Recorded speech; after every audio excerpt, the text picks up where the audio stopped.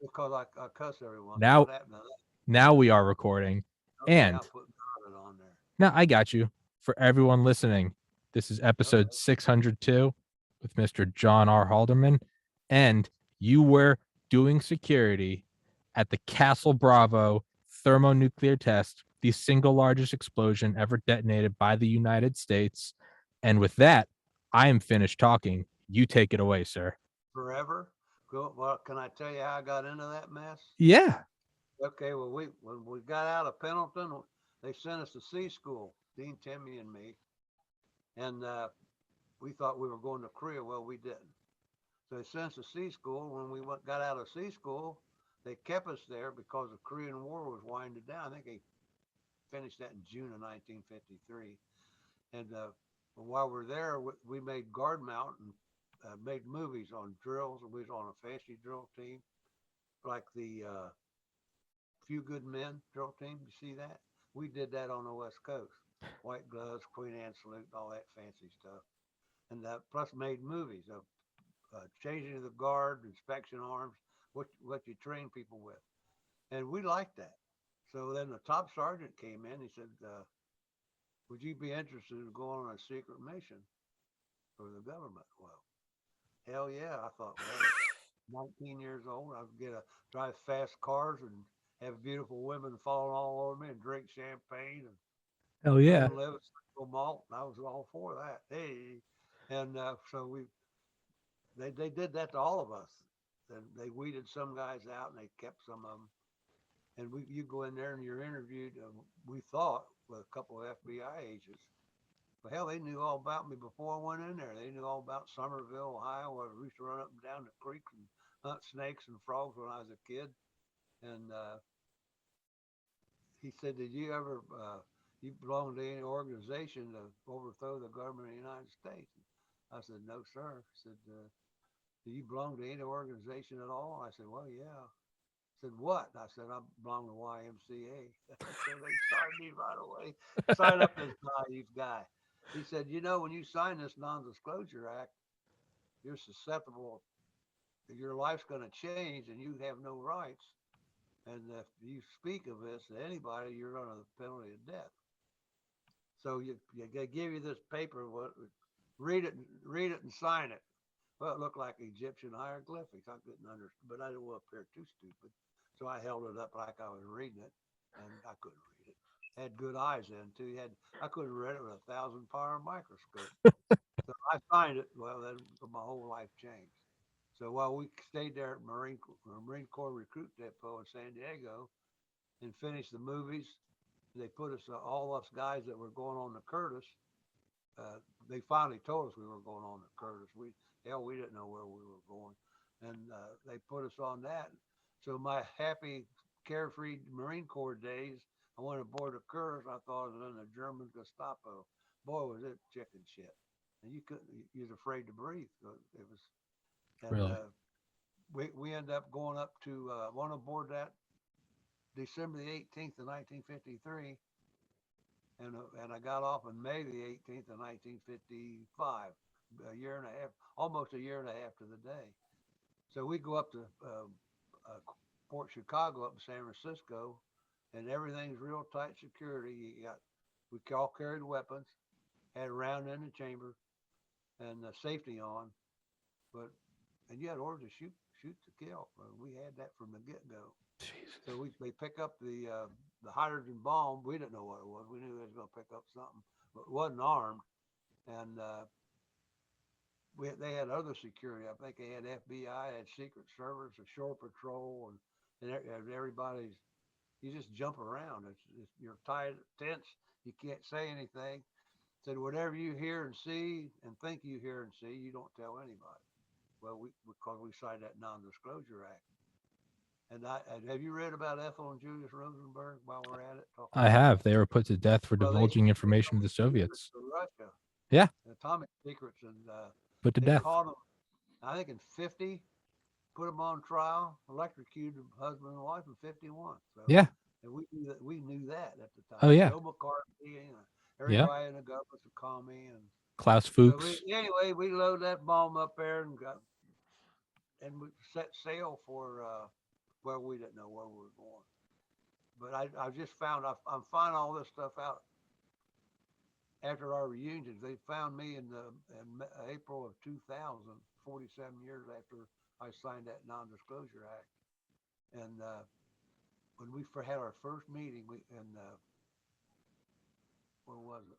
Laughlin, Nevada, and we had them in Vegas, and since then we San Diego, and you find out a lot of these things that we didn't know because I think Bill Clinton in '98 declassified that, and they fined me in 2000, and I haven't shut my mouth since. It's 21 years I've been blowing. In fact, I'm going out to Armistice Day and speak at Mount Pleasant Retirement Center. Hope I don't put everybody to sleep. Nonsense. So we go out and anyway, we sail, and I didn't know that they shut down the Golden Gate Bridge while we went under it. I just found that out lately. Oh, wow. If you're a spy, when you look down and say, gee, why are they closing this bridge for that ship? Because they didn't have port of entry. They didn't have times of sailing. They were called the ghost ship. But we knew we were going to the South Seas, but we didn't know where. And when we were out maybe 3 or 4 days, and Russian sub came up underneath our ship. We got called to general quarters about 2 or 3 o'clock in the morning. And Red Dog was the admiral's orderly. He's one of the guys that helped find everybody. I'm throwing these names at you. I know you won't remember them. No, keep going. They walk the earth and they're alive. So, and if I choke up and start crying, don't worry about it. I do it every time, and I'll snap out of that too. No, do not apologize and do not hold back. The Russian sub came up underneath us, and we go to general quarters. Well, I'm a gunner on the Quad 40, and I get up there, and you put your life jacket and the helmet, and you lock into the ship intercom system, then you just sit there.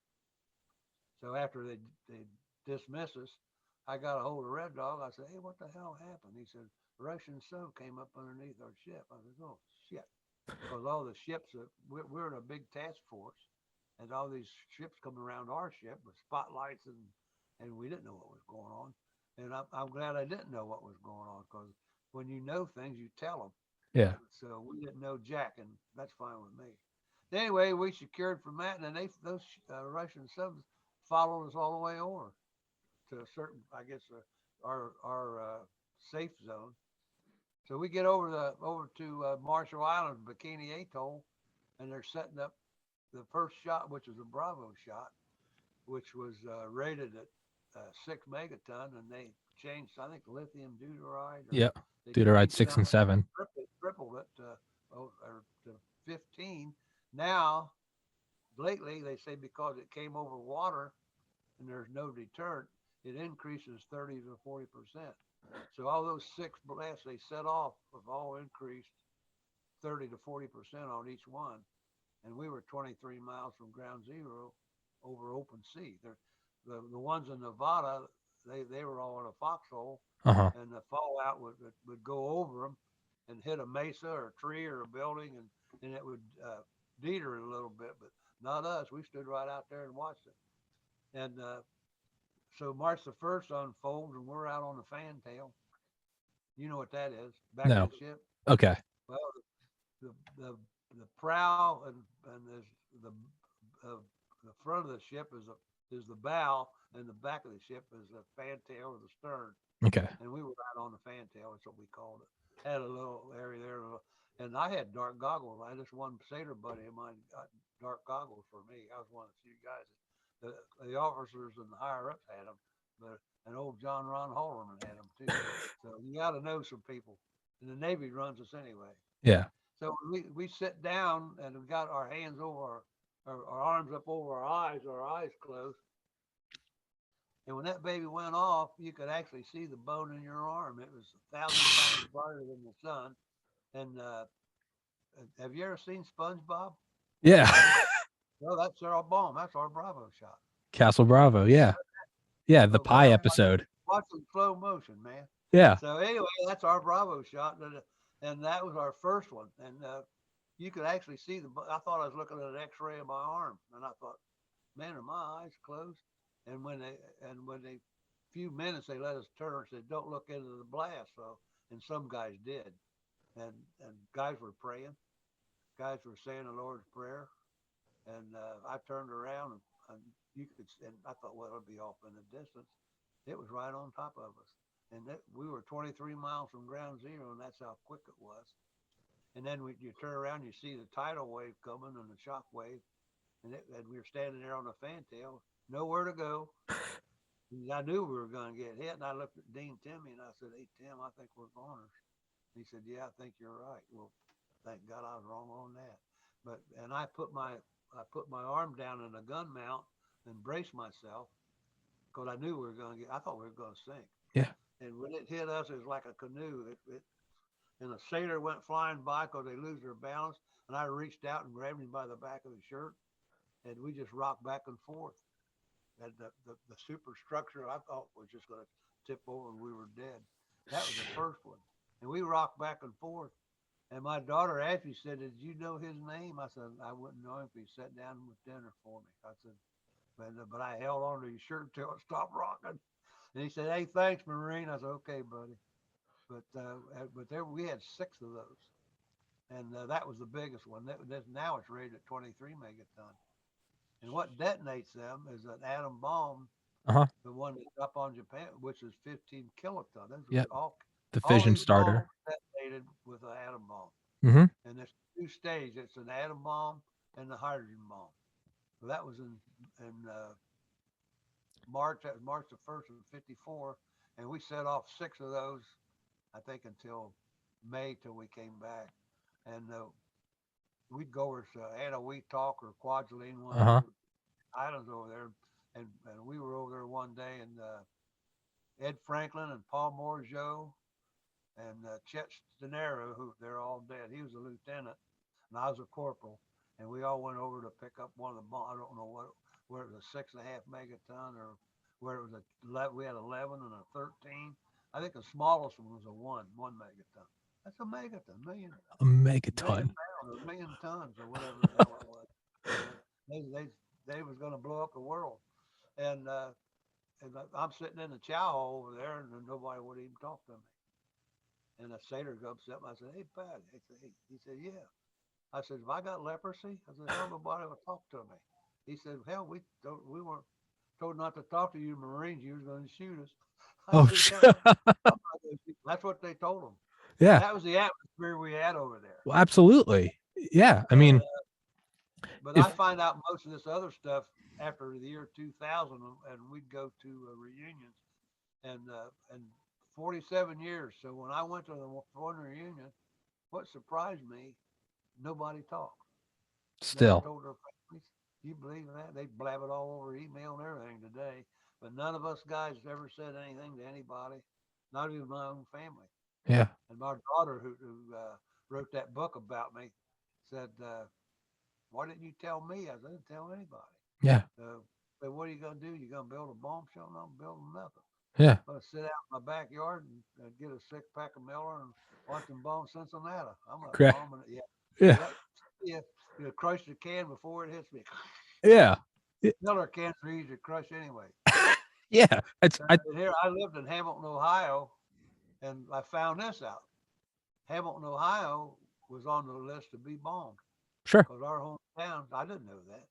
But we made Sherman tanks, parts for the Norden bomb site, and special paper at that time, the OSS, which is now the CIA. What was the other one they had? Oh, 90 millimeter cannon. So we made all that. I'm sitting out in the backyard drinking beer. What the hell do I know, huh? There's no hiding from that. You can't get away. You got to tell it, not tell everybody. Yeah. So, and I'm trying to think of. Frida wants me to write it down, but I can't do that. If we could circle back to the Castle Bravo test, the big one. Biggie? So when you're on the back of that boat watching it, I mean, is there on the fantail? Yeah, don't say back of the boat. Okay, back of the boat, fantail. That's the ship. When you're on the fantail, I mean, really, obviously, right? You can see the bones through your hands. I mean, is there any way like you could describe it more deep? I mean, what is it? Is it just? and you're scared because you don't know what it is. And the one guy talked to one of those scientists over there, and they were when they were setting it up, they said he asked him what we could expect from this. He said, "Well, you got a stick of dynamite, and you got a blasting cap to ignite that dynamite." He said, "Well, an atom bomb size of Hiroshima is the blasting Is the cap." blasting. Yeah. That tells you right there. Yeah. It's Because that, big. yeah, that's the And primary explosion. I don't think the scientists even knew it. Yeah. I didn't know they detonated that from NU Island. NU Island was, I think, 16 miles there at the end of that key. The big Bikini Atoll was the end of that atoll.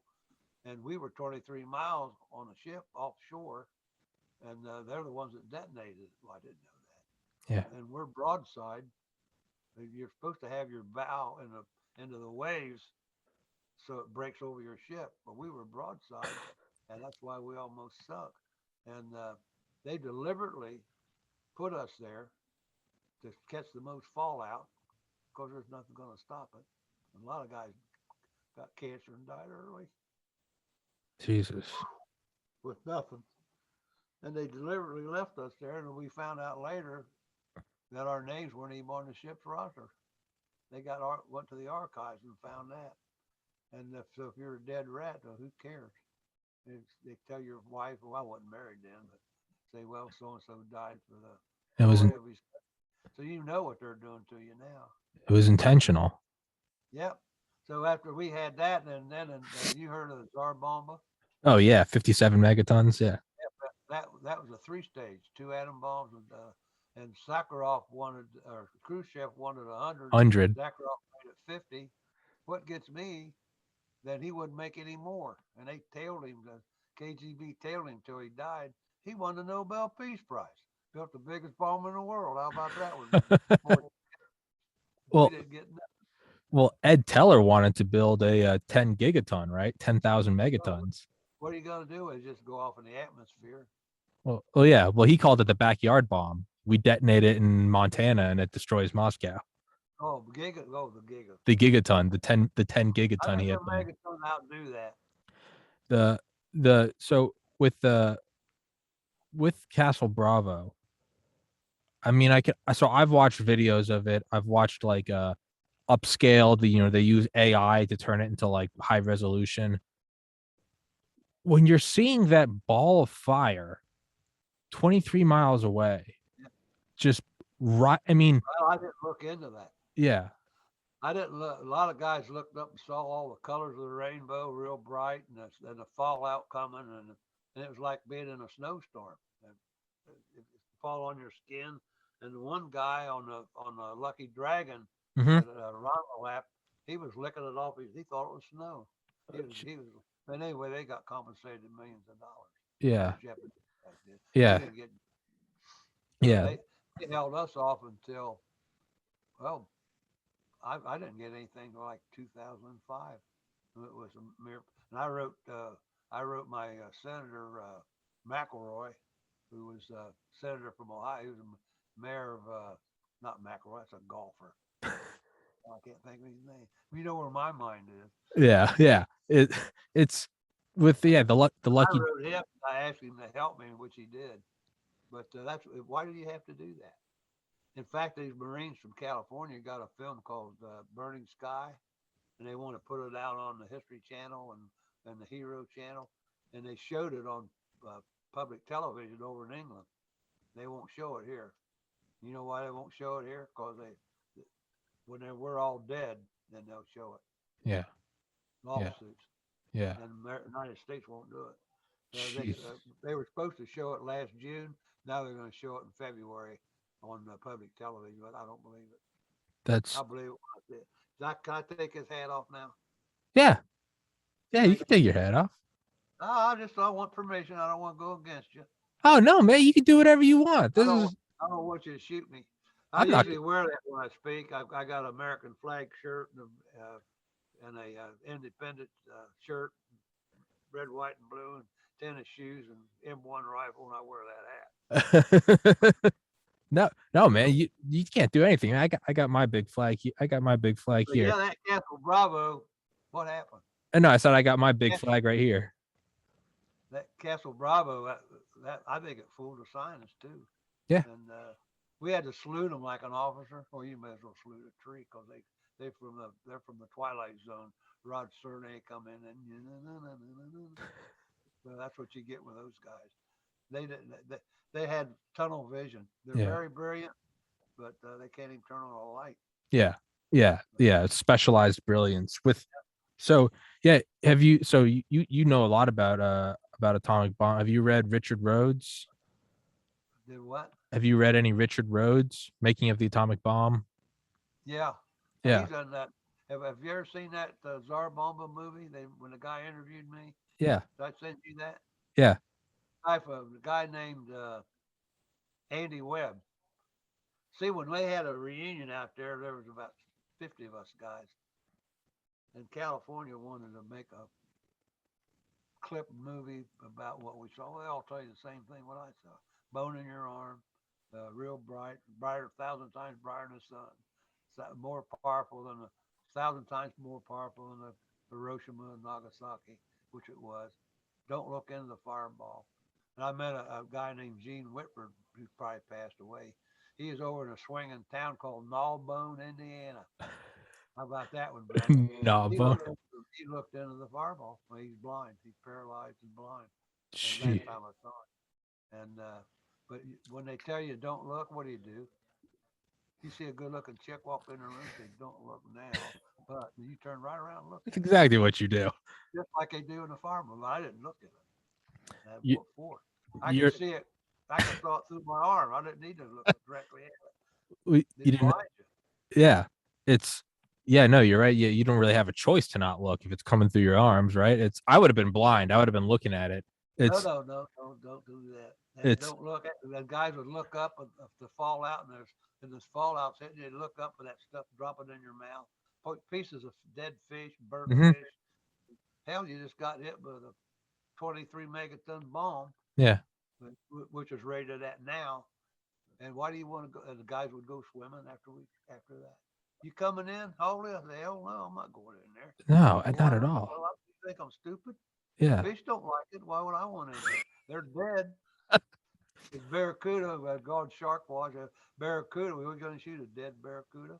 I'm not going to do that. I never went swimming after that ever. And this is beautiful over there. Oh, I'm. Yeah, it's paradise. Yeah, Yeah. it's all radioactive. They had a wash down system. They had a series of hoses and fire hoses and sprays to wash the radioactive dust off of the ship. Well, hell, you're washed it down with radioactive seawater. Yeah. Well, that Coral gets into the pump intake, stops them up, and they don't work worth a crap. And they Yeah. had to let the deck crew out to clean them out. And we had orders to shoot anybody that went out, but the admiral came down and overturned that order. So we had to let the deck crew, Navy guys, go out and clean out those pumps. Well, the hell, they're all dead. Yeah. And they had frogmen. Hmm. You probably they had frog. They would say, uh, check go out and check for underwater damage. They go in there and check for underwater damage. Well, see if the ship hull cracked or anything. I thought it was going to bust open, and they hell, they're dead. So a lot of guys died over that. Yeah. Not then, but they suffered through the years, and we found out a lot of them, and a lot of them passed away. But and a lot of people we all had top secret clearance, and a lot of them went and worked with. We had one guy go to the CIA, and a lot of them worked in atomic industries and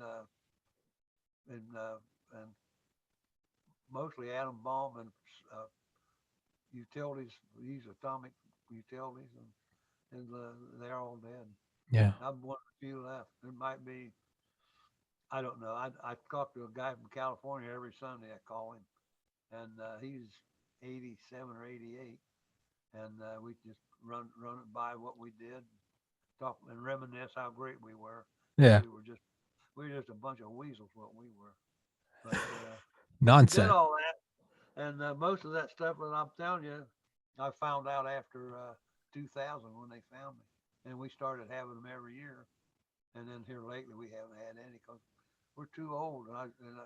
When I fly, I wear this hat, and that TSA guy made me take my hat off.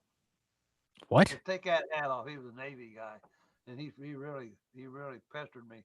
He said, I said, why you think I got something hidden? He said, I said, take it off, Marine. He said, yeah, we had you Marines aboard ship. And then me, big mouth me, I said, yeah, we confiscated the whiskey you had hid in your laundry bag. Boy, I had to stand back there about 20 minutes before he let me through the gate. No, that's fine. What the hell with him? Hell with them. It's well, you said you guys reminisce about how great you were, but no, I mean, I say that not jokingly though. I mean, this is the 602nd episode I've done. I've interviewed a lot of people, including Charlie Duke. Yeah, I mean, Charlie Duke walked on the moon. I've had on Delta Force guys. I've had on nuclear submariners. I've had on the guy that invented the COVID vaccine. I reached out to you because that is how fascinated I've always been by the Cold War and specifically by the Castle Bravo test. So when you jokingly say we reminisce how great we were, I say that sincerely. It's how great you are. There's a reason Well, I'll why tell you what.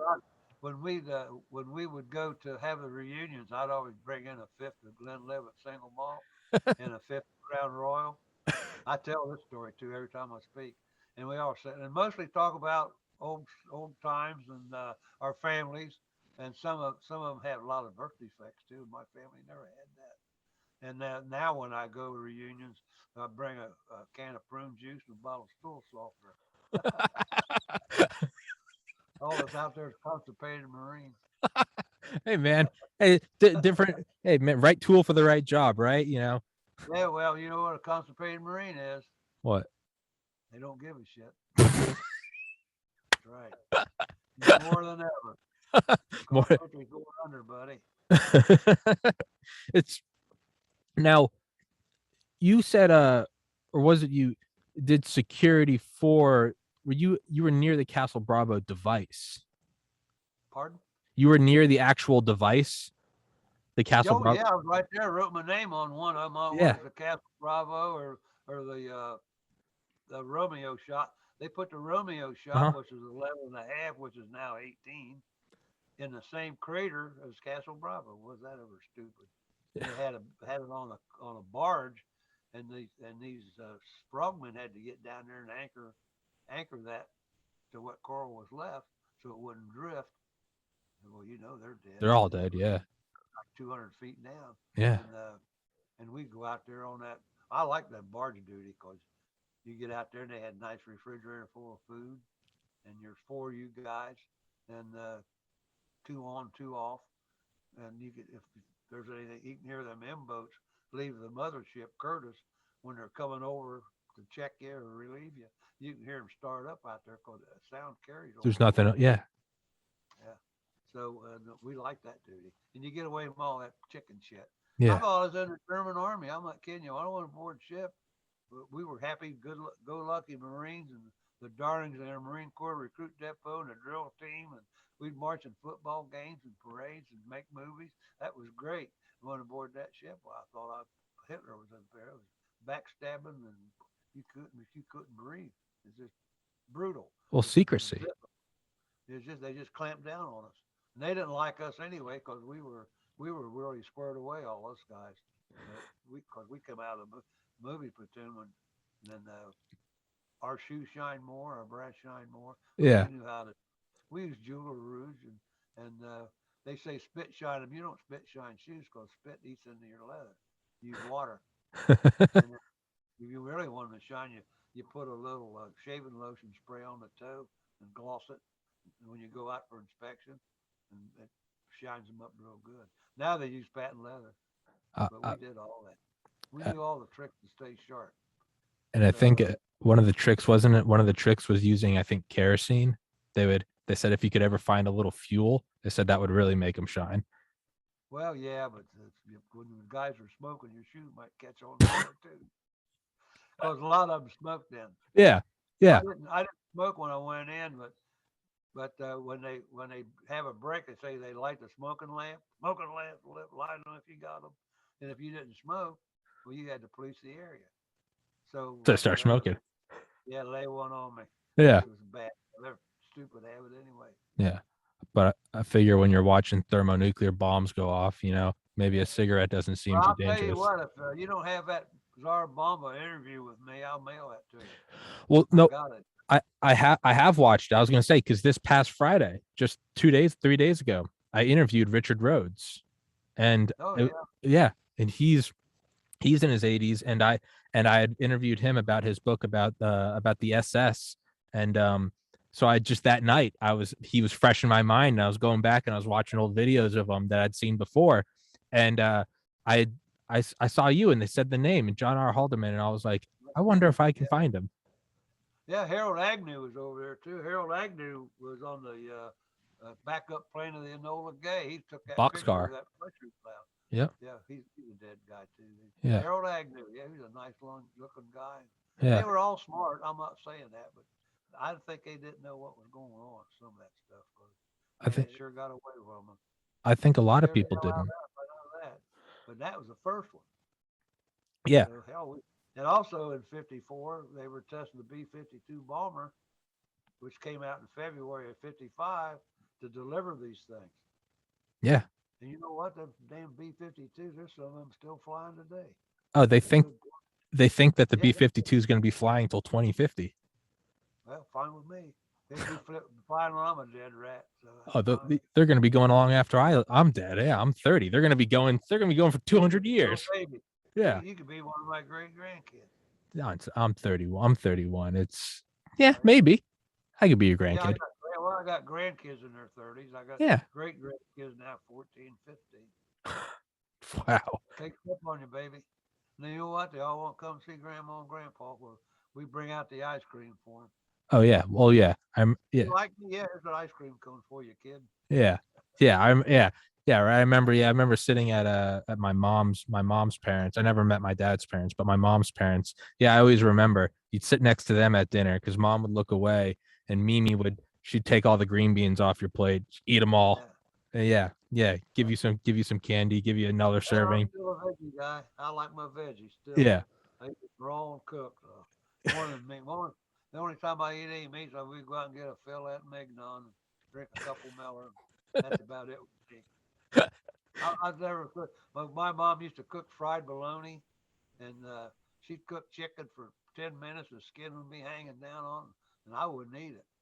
And they say, "You're not eating." I don't care. I'm not eating it. And I couldn't eat that. In fact, I still can't eat chicken today. Really? Well, we went down to Vicksburg, Mississippi. We're Civil War nuts too. My family is, and we went down to Vicksburg, and they had chicken breast, deep fried, southern fried. I could eat that. That was Oh good. yeah. My mom's chicken, I couldn't choke it down with a damn. I To lived this in day. I lived in Georgia for 15 years. Man, they got that Yeah. deep south fried chicken, gravy, Yes, they grits, do. biscuits. Deep fried. You gotta do Oh that. yeah, baby. You can't have too much You of ever, it green, or you you ever won't. see Green Book? Excuse me? You ever see the movie Green Book Green Book? about Tony?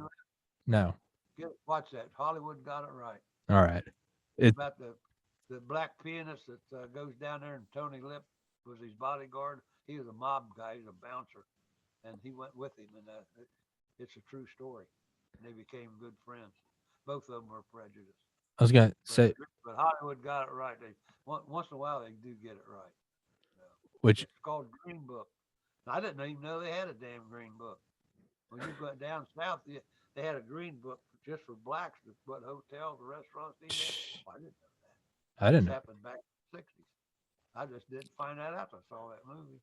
Do you know that was actually a problem during the Eisenhower administration? Speaking of nuclear weapons, when they would do right, because they built all the bunkers, Raven Rock, Mount Weather, Yeah, NORAD. When they would run the drills, right, and do like a dress rehearsal, they would actually have problems doing this because they would all go out to wherever, and then they would stay the night, and the hotels wouldn't let any of his like black assistants stay. yeah, That was a problem.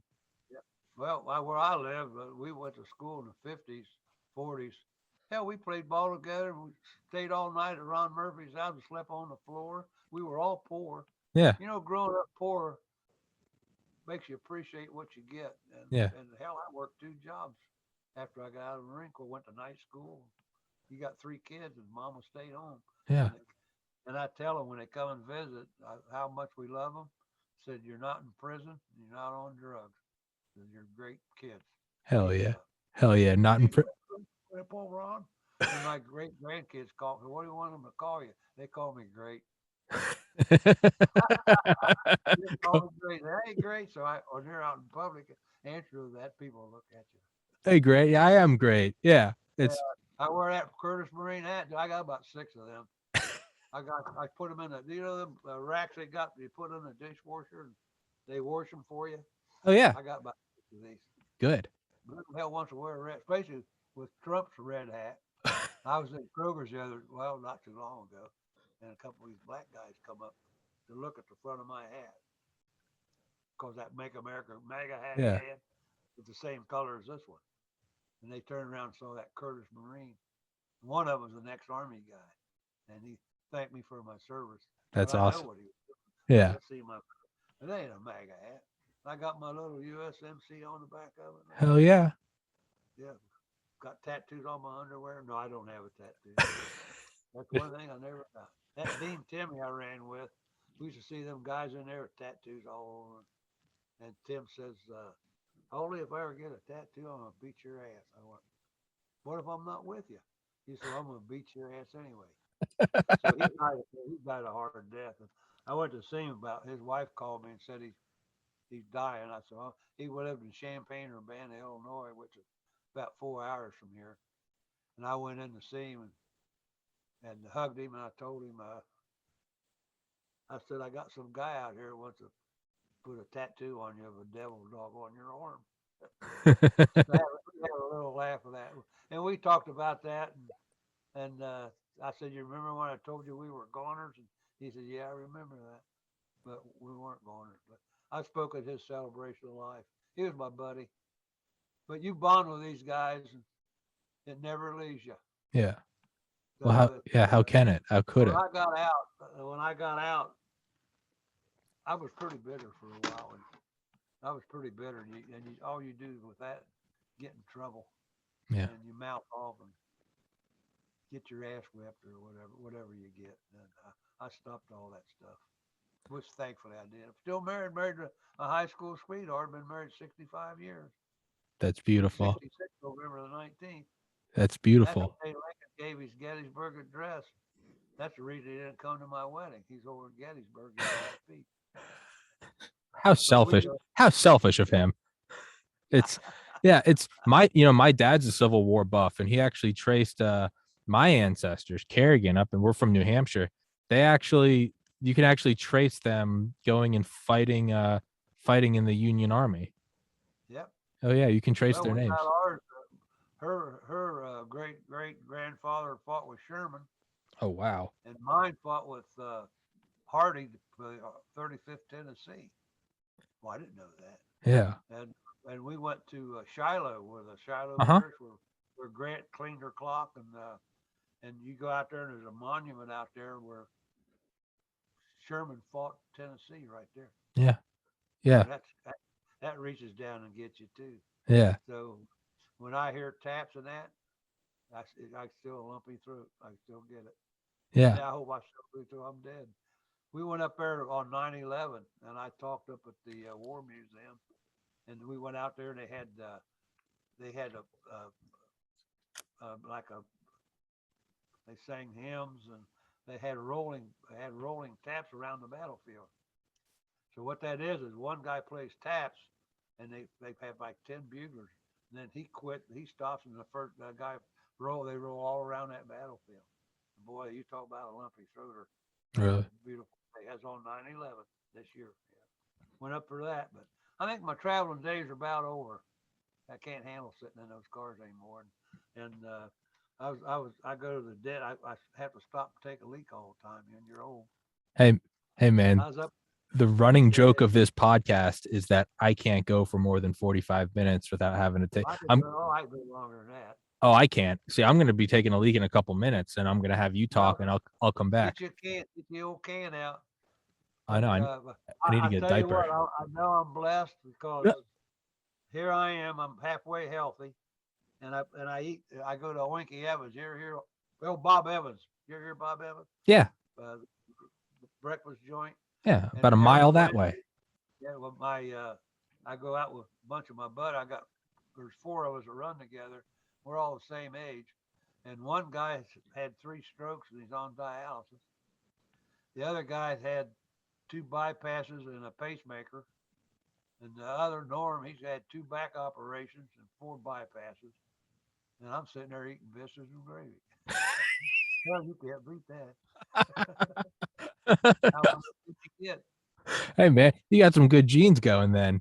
Most right? Gotta do it. Uh, Well, hey, you can't. You don't want to die yet. When you got to keep moving. Work out the Y every morning. Go down. I don't pump iron no more. I pump aluminum now. And they open up at 5, and I'm right there when they open the door. So I'll see you there tomorrow, right? Yeah, we'll be in there. We'll be bench pressing. I'll spot Sure. you. Yeah. Well, you can do that. I get on that equipment. I don't do them driveways. I don't want to break my foot. Oh, I go slower now. When I was 18, young, that's when I was doing a lot of weights. I'm 31 now and I'm already I do the machines now because if I do the dumbbells, I get hurt. I get on the treadmill every morning. Yeah. No, but it's what keeps that You and have to do it. excuse me. You have to do that. Yeah. Keep moving. Yeah. Well, and I just got out of the VA. People knock them, but I get my glasses and hearing aids from them for nothing. And they check me for cancer. I have to do that. mm-hmm, And I've had my COVID shots. I carry my card with me. mm-hmm, And I don't know why they're fighting all that crap. Just take the damn thing and get it sure. going. Go on with your life. Yeah. But they're all fighting her. And No, I think we're goners. yeah. We think we're I goners? think, yeah. The I people look or the around. United States? Yeah, I think our government just. I hate to see it. And I got grandkids that we have. My one, she works for Apple. Good kid, and she wants the open borders and all this bullshit. And we're down at her place in Florida, and I said, well, tear this fence down and let them come in, use your pool. I Yeah. said, you have a Open. gated community with armed security. I said, eliminate that. He said, looked at me and said, oh, I'm not grandpa. I said, well, that's okay for you, Yeah. not me. Yeah. Of course, I carried, she don't. We carry in Ohio now. Yeah. Yeah. No, Don't take let the her take carry the out door here. off. Stop Yeah, locking your fine with doors. me. Yeah, I got 6 guys gonna jump my ass. I can't whip nobody. I Yeah. gotta shoot them. Yeah. Yeah, of What course the you hell? do. I can't even whip a 10-year-old kid. They run over me. Not like that, like Rodney. You ever watch Rodney? Said he gets in a fight. He fights a midget, and the midget runs between his legs throwing punches. I love I love Rodney. Can't make it up, baby. it's yeah, it does seem that and I hate it. I'm 31 and you know, my generation seems to really have no love for this nation. Well, it's like the football. These athletes make 10 million a year. Hell, that's more than I make in my life. Make 10 million a year, take a knee. Come on. I'm a Marine. I never take it. I take a knee when I cry over my buddies Yeah. at the cemetery and they fold the flag. You Yeah. talk about. I've Yeah. seen grown men break down sobbing. You're looking at one of them. Yeah. I did that. Yeah. No, I'm it's surprised I didn't break down with you. I usually do. no, it's I mean, I look at what happened and it's America's not perfect. Nothing's perfect. I And know that, but it's still yeah, the greatest country going. Everybody wants to live here. yes, sir. And the thing I bring up is I have two friends. I have two friends that I met doing security a while, about 10 years ago. Ivan from Bulgaria and Prince from Kosovo. If America's so bad, why did they take 10 years to get their citizenship? And they live here. They've got flags on their cars. They love this country because they know what it's like to not live here. And we have a bunch of, excuse my French, we have a bunch of spoiled fucks my age who don't appreciate this country and don't appreciate what it's built on, who don't appreciate the freedom of speech, the right to privacy, the right to bear arms, the right to be your own person, the right to question the government, and you don't have to be worried about being decapitated in the town square.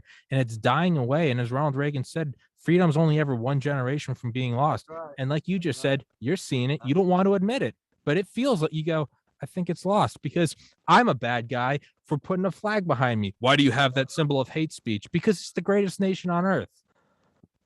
Yep, I agree with that 100%. I got my flag out there, the Marine flag right under it. Yeah.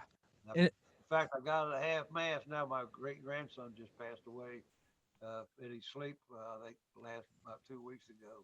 And we went over for that. That was a tough one. 3.5 years old. I'm We so got sorry. 21 great grandkids, and he just passed away. So, I'm so and they're sorry. still upset over that. Yes, a little kid. So Oh, infant, what are what you is? gonna do? You pray for him. Yeah. Boy, do I ever pray. I pray every night.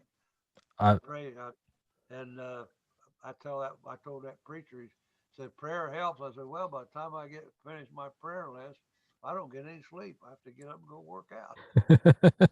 it's I try to name everybody's name.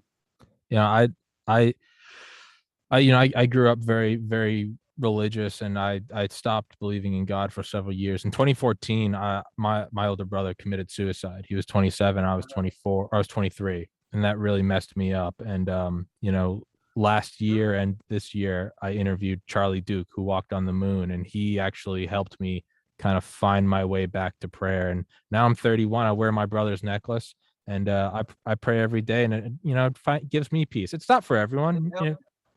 Well, you watch a tidal wave hit you about 30 feet high coming over broadside on you, and you tell me you don't start praying. Yeah. Guys are saying the Lord's Prayer aboard that ship Yeah. and saying, "Oh my God, we're gonna die," and Yeah. I thought we were goners too. I just matter if my daughter said, "What'd you think of?" I said, "I just thought we were goners. Yeah. Thought, oh, this is it," but it wasn't it. So here I am running my mouth, and I'm Well, not gonna quit till I'm dead. good. That's why I tell her. In fact, I'm going out to speak Armistice Day. I found that out today. So I said, yeah, I'll do. She said, what do you charge? I said, nothing. Well, So just let me talk. She said, I'll give you 20 minutes. I said, that ain't enough. I want 2 hours. I'll well, take 20 minutes. yeah. They don't want I'll take it. Right. It's they don't want to hear all that other crap anyway. But most of this stuff I found out after the well, May of sure, 2000.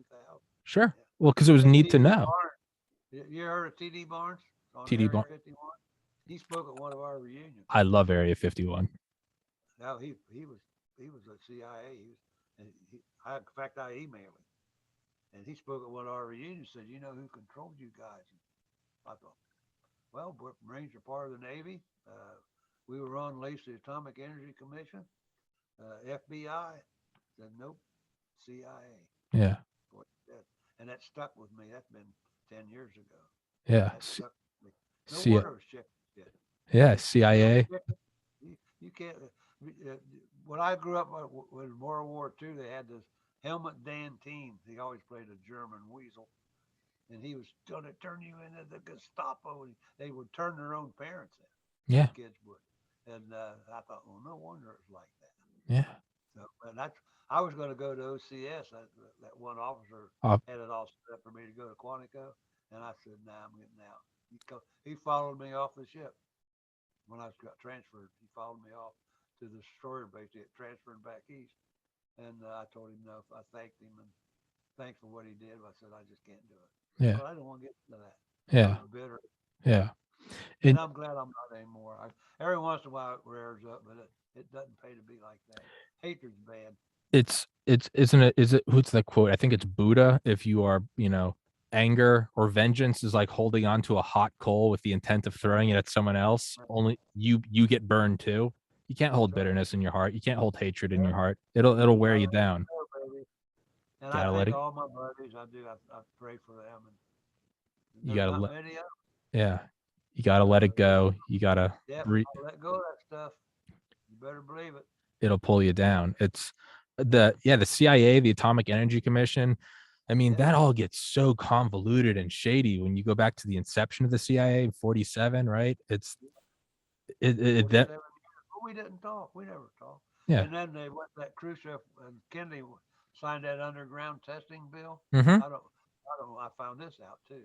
They sent that underground testing bill, and were no above ground Mm-hmm. hydrogen bombs or whatever. And our physicists took these isotopes up in Alaska, where they're deteriorating. Now they're getting in the groundwater, and the caribou drink the water that's in the food chain. And if that comes out and I'm in jail, I don't give a shit. I'm Yeah. a constipated Marine. I told you that, and that's what they do. And I tell them, I said, well, then I'll be in a gated community with armed security. Yeah. And And you get free meals, free healthcare. Hey yeah, man, it's not looking too I bad. take a shower with Bubba on Saturday, but I don't care. That's Oh yeah, fine. you know what? You got to make some compromises, Bubba That's might what bend you over. Manson says. Oh, there's sex in prison. You might not like it. You know what? don't worry about that anyway. I was wearing my pajamas up there, and my wife kept pointing. I had my couple companies in, and my wife kept pointing her finger over at me. I was sitting there, and she said, finally, she said, "You better cover up." I had underwear on underneath it. Said, "You better cover up. Something's going to jump out of there." And I said, "Them jumping out days are over. Don't worry about it." You don't got to We worry still, about that. yeah, we still talk about that around the supper table. Hey, man, you got it. Like you say, you got to keep it young, right? There are all Yeah, sorts of lessons into not growing old, right? Keep it young, like you said. Go to the gym every day. Don't hold on to bitterness. I think you got a lot of training in the Marines I hope so. to how to stay young, how to keep. For me, another big thing, and I'm sure you're obviously a very well-read individual. For me, is another big thing and kind of keeping myself moving. Always be Yeah. reading, always be learning, just new information, bring it in. It's like watering the mind. You got to keep it going every day, and Oh yeah. you get stagnant and it turns to shit. Stale. Yep. Yeah, it turns to shit. Well, I can keep talking, but let me know if you want to keep going. I can keep talking. I'd love to. I don't know.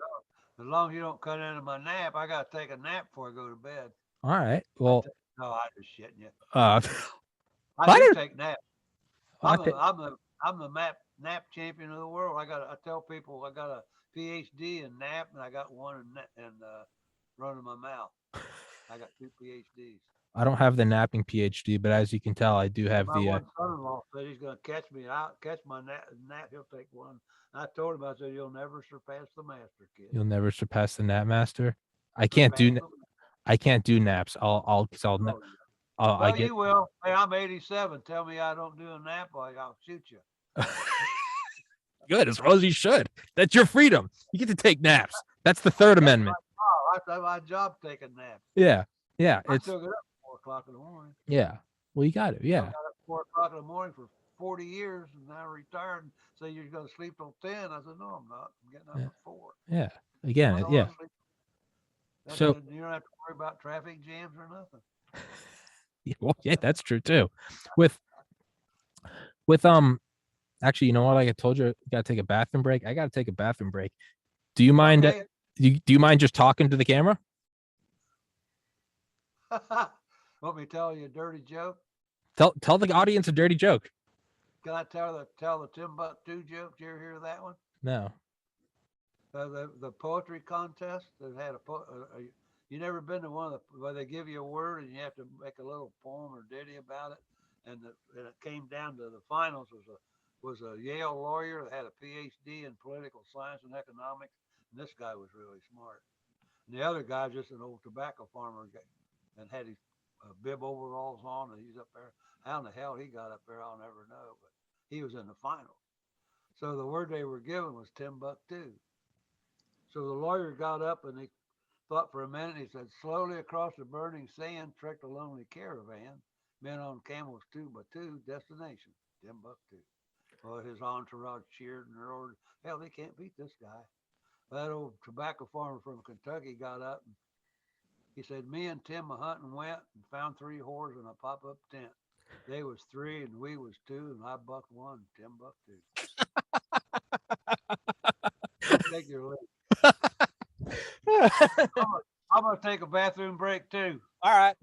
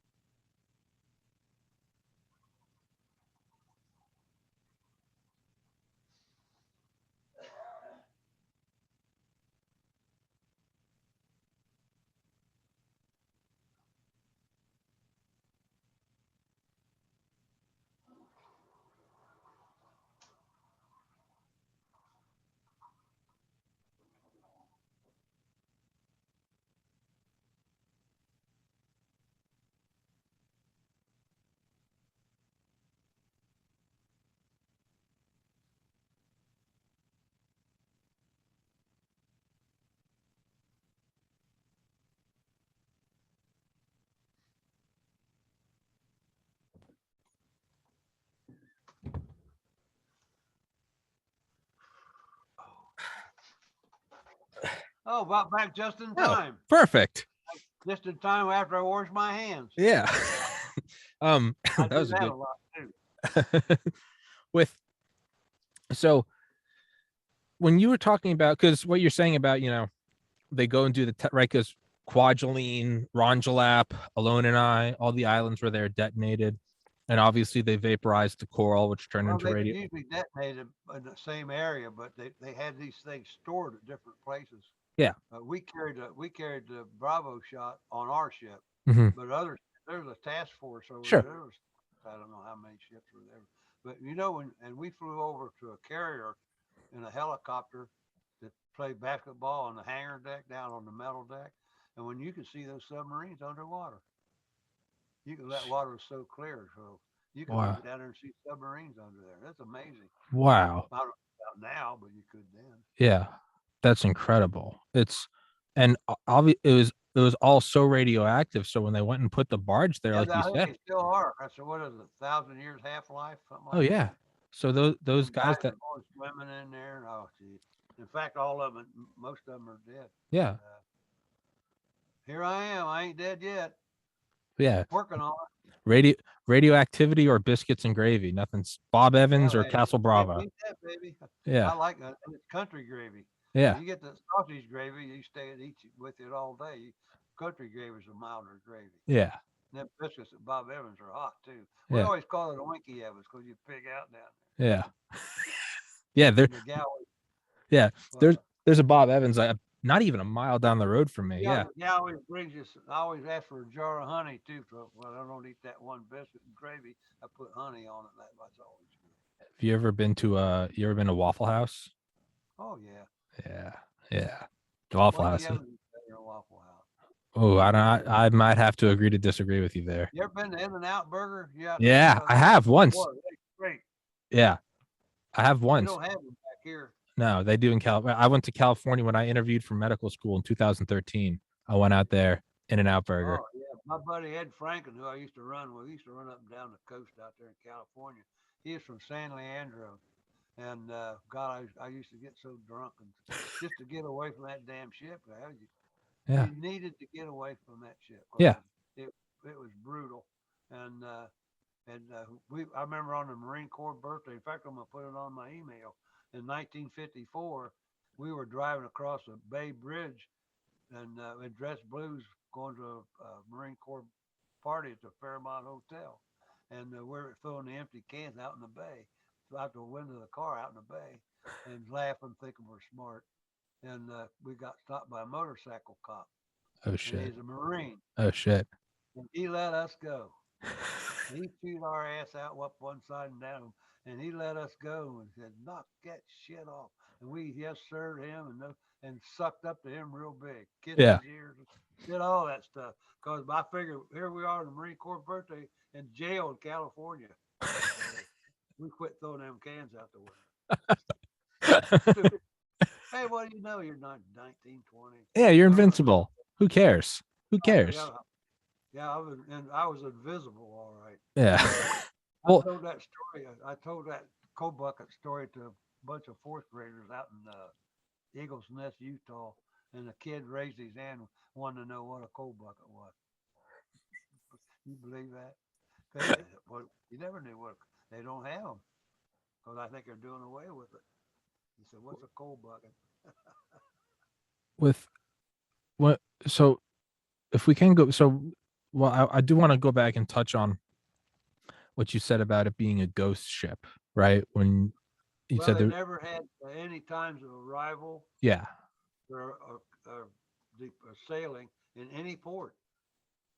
Wherever we'd go, it was never noted on the register. and so just invisible. Like the Indianapolis, when the Indianapolis delivered Mm-hmm. the atom bomb to Indian, Yep. when they left, nobody knew where they were. When the Japanese submarine sunk them, Yeah. and out of 1,000 people, like only 350, 400 of them Mm-hmm. survived.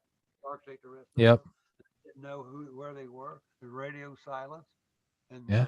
and we were never notified of any port of entry.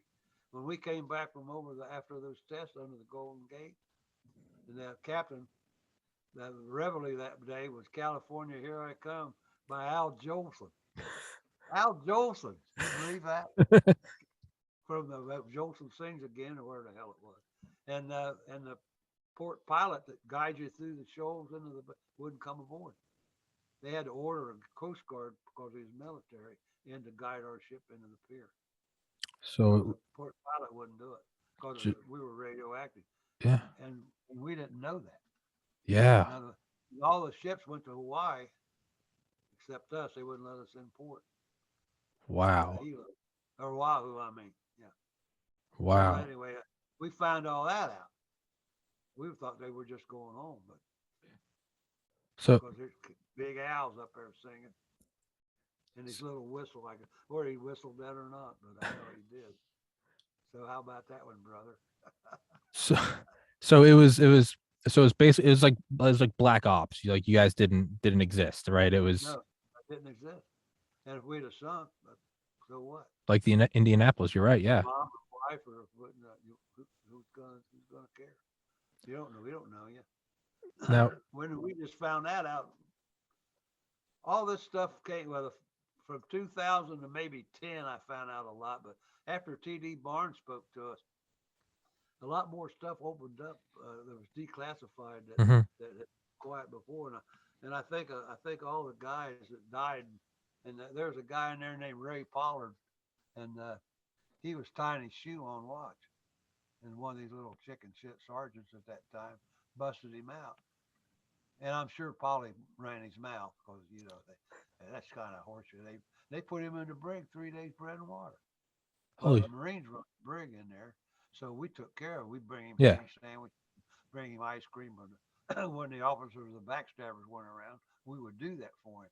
And I used to kid him all the time. Said, "You're the only guy I know that 3 days bread and water and you gained 5 pounds." But I always liked him, and I asked Red Dog when they was finding. I said, "You find Polly?" And he said, "Yeah." He said he's in Brownsville, Texas. I said, "Is he coming?" He said, "No." He told us all to go to hell. I said, "Man, that's too bad." Because he's a good guy. Yeah. But a lot of guys, we had one in San Diego, right there with a reunion. He wouldn't even come over.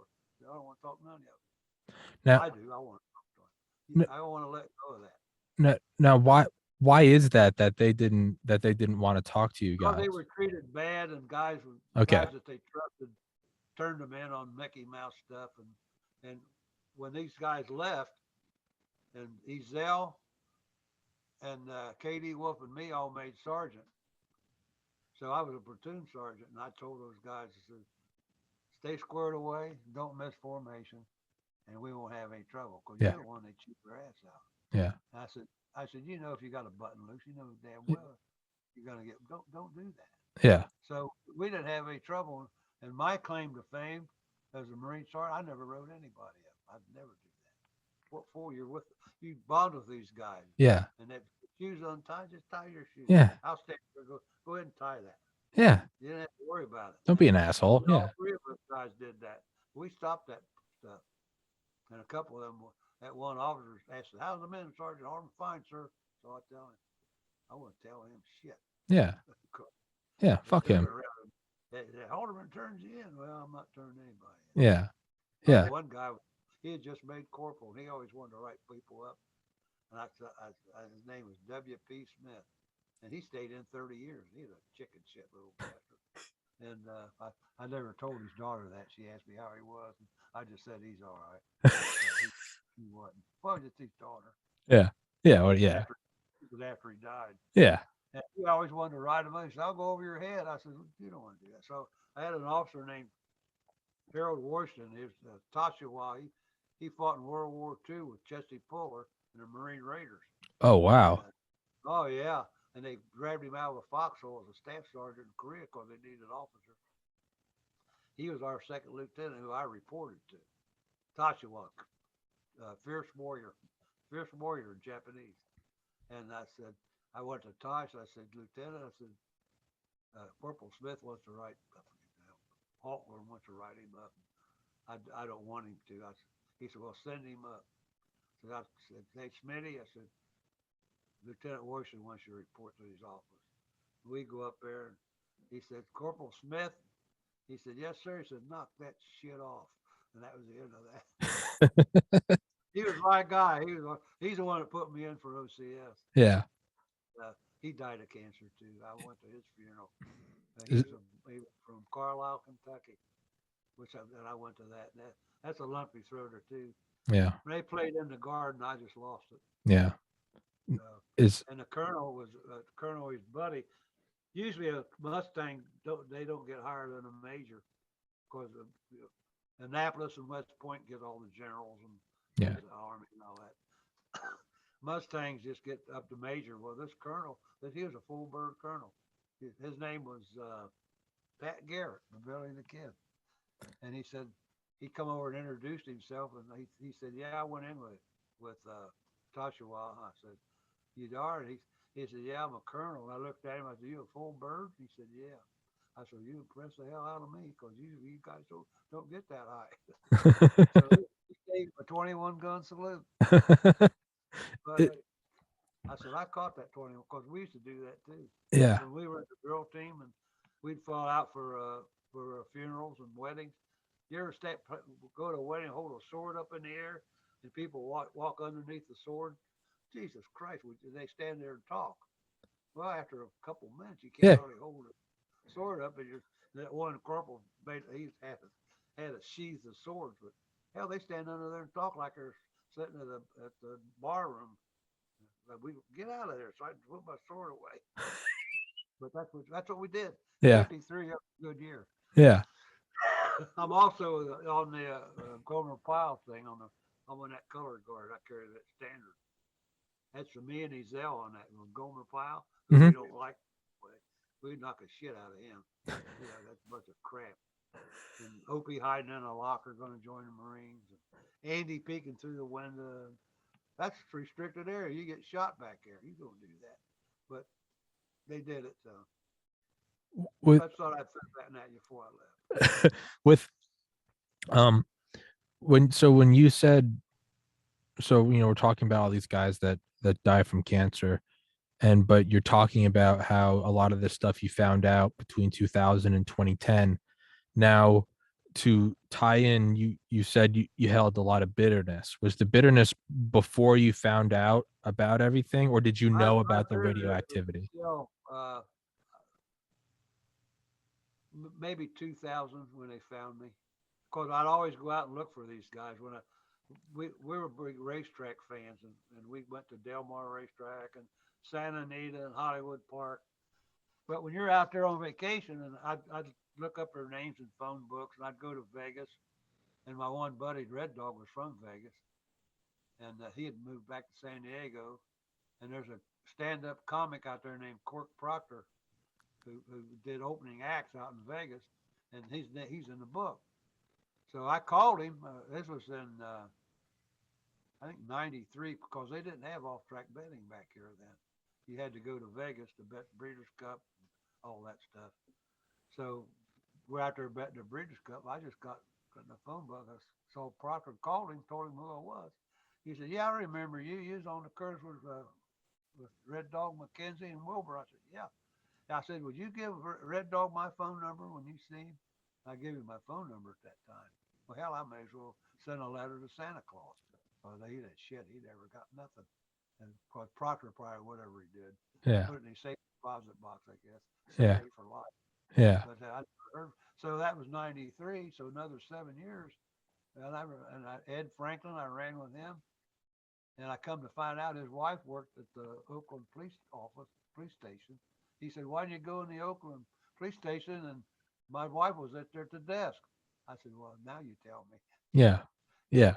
But I got a letter from him and George Kelly the same day, and I called Ed Franklin first because I ran with him more than I did the other one. But George Kelly's the guy that set all this retirement or reunions up. And I told Ed, I called Franklin. I said, "Is this Ed Franklin?" He said, "Yes, it is." I said, "Is this Edward Chesley Franklin?" He said, "Yes, it is." I said, "This is Ron Halderman." "You son of a bitch, we thought you was dead or in prison." That was my welcome home after 47 years.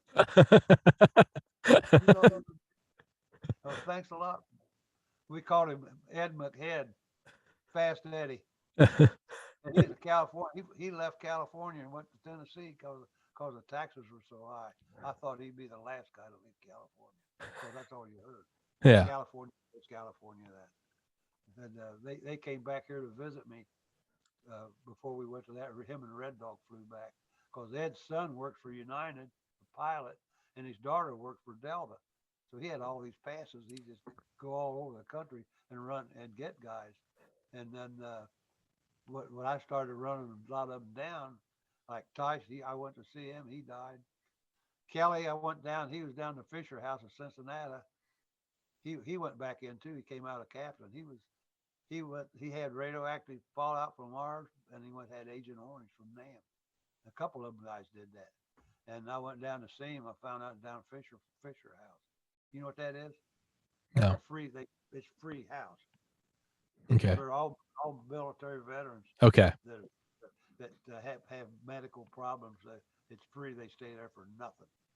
And I got to tell you about Denzel Washington before I get ahead of myself.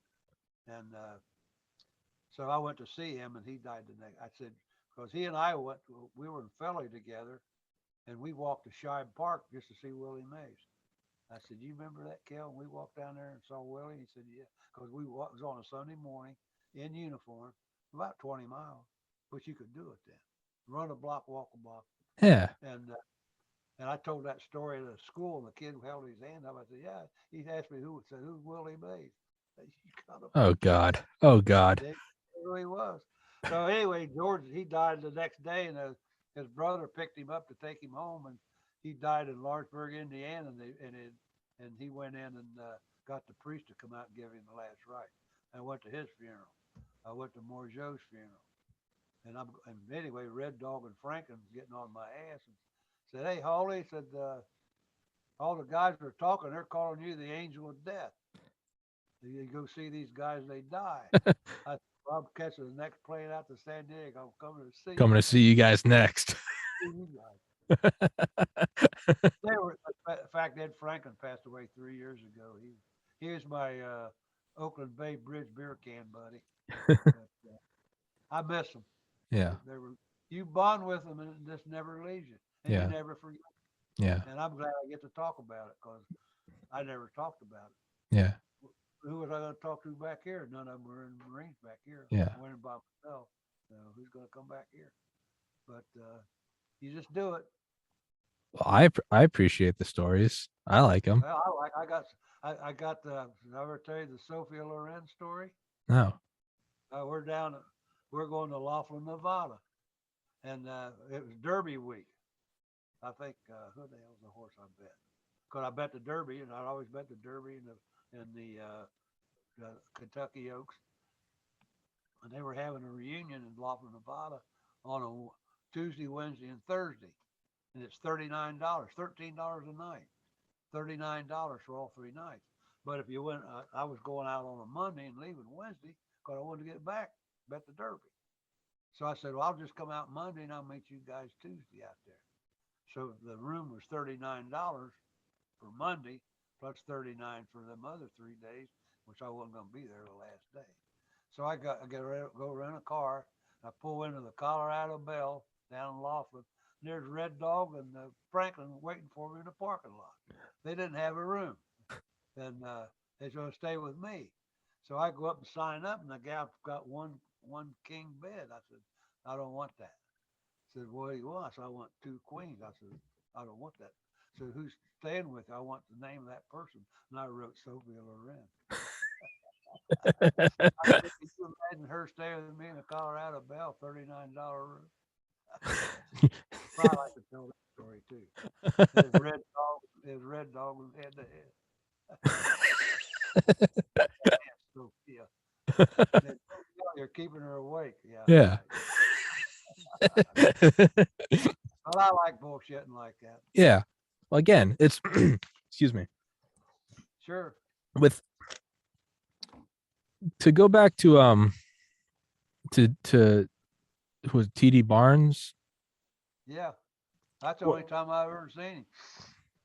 And so I gotta ask, did he have any interesting stories about Area 51 or? Well, it's out there. Well, I mean, Actually, Area 52. So I think he's retired, but there's an Area 52. The Red Dog was asking him stuff, and he said, "I can't tell you that. I mean, stuff is still secret." So, do you but think he it's did tell us that's who controlled us, do you think and it's I just believe it because chicken shit. You can't. I guess the Germans used to take them out and shoot their own men. oh So yeah. yeah, you watch that Heroes channel where they have these death squads or German death squads when because when Russia was so Stalin was brutal too, and so when the Germans came, they just let them come in through the Ukraine. Sure, come on in. Better than this guy. Well, they weren't. Yeah. They weren't better. They hung them, shot them, and hung them too. So they thought, well, we'll just fight you then. Yeah. So that's where that comes from. So Yeah, the they Einsatzgruppen. they take away our guns, we're gonna be doing that. That's exactly what it will be. Take away Well, the when Cuba went to protest, they locked them up, killed them. You don't hear them down there anymore. They're not yeah. protesting. Yeah. But Second you take they, away the guns, they come marching in. They've done it every time in human history. Mao, Hitler, Stalin. USA, Yeah. but they want to do that. They want to take them away. But I got them, and they sent a 10-year-old kid after mine. I'll shoot him. Fuck So, yeah. you ain't coming. So I'm dead, but you're dead too. Yeah. It's mutual assured destruction. But Charlton Heston from my cold dead hands. Yeah. Yeah. I mean, look what happened in Australia, right? It's been like 7 years since they That's right. confiscated and now they are in total fascist dictatorship. That's right. Yeah. 7 Well, that's years. why Japan never came over on the West Coast on account of us back in World War II, because every American had guns. Behind every blade of grass will be a rifle. They went to the Aleutians. Yeah. But they didn't come here because they say we got 300. I bet we got 30 billion guns. Cause yeah. I know some guys just got about 10 of them. Yeah. Got AK-47s and everything. I don't have nothing like that. Yeah. I got a nice little 5-shot 38 that fits right in my hand. That's all you need. But yeah, with hollow point. All my bullets are hollow point. Yeah.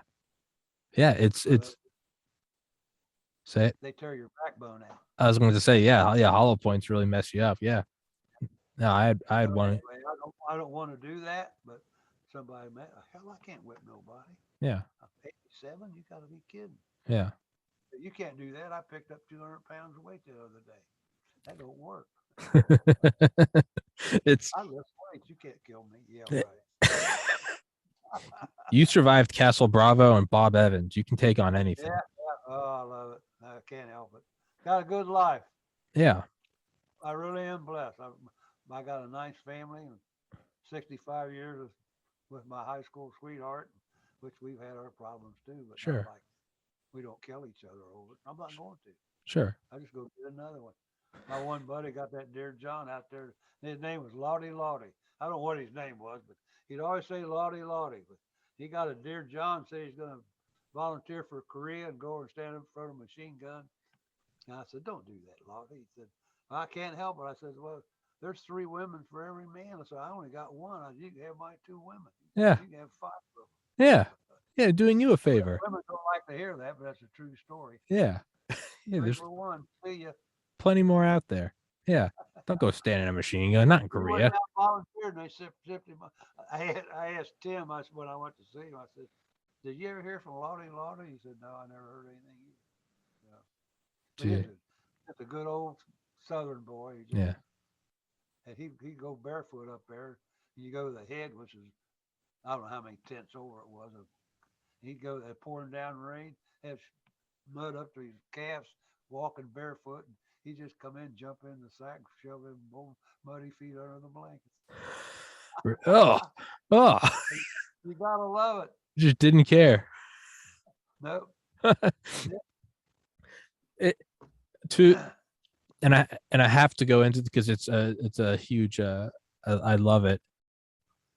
Do you think there's anything else out at Area 51? Do you think there's any? Do you give any credence to the idea of a UFO crash, or do you think it's probably all just classified weapon systems? I think it's all bullshit. I'll tell you why. A guy named Robert Hastings called me. Minneapolis Curtis organization said, "Do you mind if we give Robert Hastings your phone number?" And I said, "I'm trying to think of if I met him aboard ship." And I said, "Yeah, give it to him." So he called me. He's a UFO nut out of New Mexico, Robert Hastings, and he said that he talked to Joe Stallings and Paul Morgeau and who's the other guy, Gene Pratt, and they UFO buzzed our ship at 0130 hours on April the 4th, 1954. You remember that? And I said, no. I said it didn't happen. I said, I stood a lot of watches. I said, I never saw anything like that. He said, well, that's what they said. I said, well, they're not right. I said, they're wrong on that. So I called them. I called them. In fact, they since all passed away. And what the reason I told that is when I'm dead and we're all dead, and he comes out with these UFO stories, uh, who's going to confirm or deny? Yeah. Yeah. But he's going to be a big UFO hero. He's supposed to be the guru of the United States. Well, I tell you about my one great grandson Teo that had my granddaughter FaceTime me like it. So, and he wanted to know about the hydrogen bomb test over there, Bravo shot. Mm-hmm. And the reason he wanted to know that, because that blast uh, raised a ancient egg that Godzilla was born. My great grandson's like 7, wanted to know that. Did you So tell he him yes? Yeah, he called me. I said it didn't happen. Well, Godzilla was born over there at Bikini out of this prehistoric egg caused by the hydrogen bomb. You should have told him yes. So that's the same thing I put with that UFO stuff. Yeah. They may be. I've never seen one.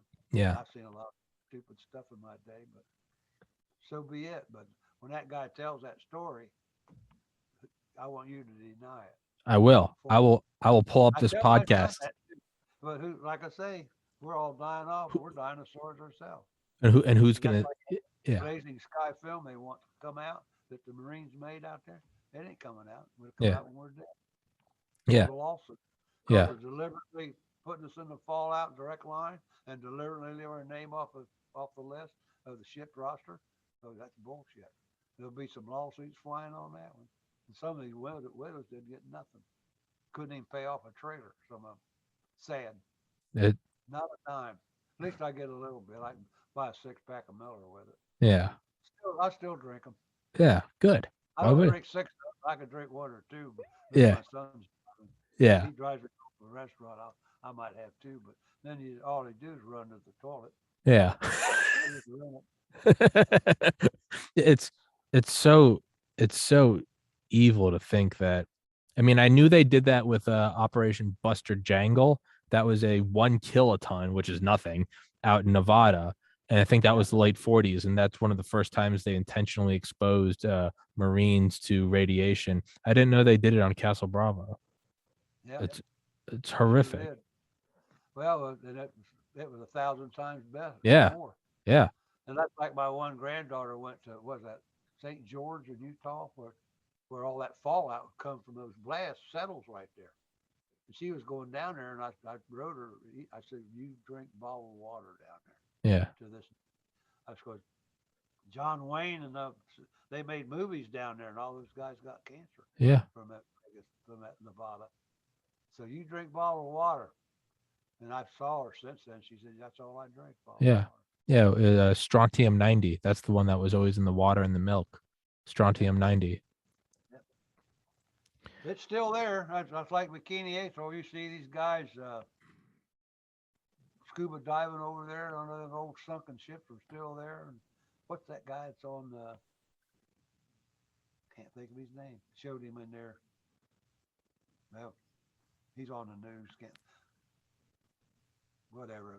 I got Alzheimer's. I better take one of my wife's memory pills. We forgot where we put them.